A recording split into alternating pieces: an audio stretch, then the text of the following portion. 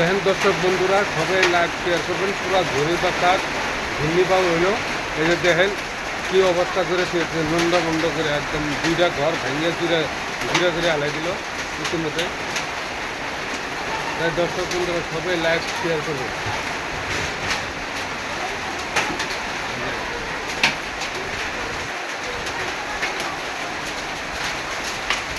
মানে গরু চরুগুলা ভিতরে তোলা পড়ছে, বাই করা হইতেছে না।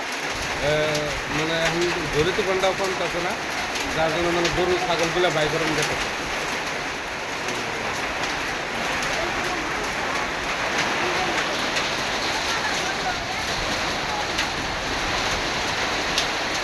মানে প্রচুর ধরিতে পারেন, মানে এখন বাইরে কেমনে বাই করে চলবে, গরু ছাগল সব এগুলার ভিতরেই আছে।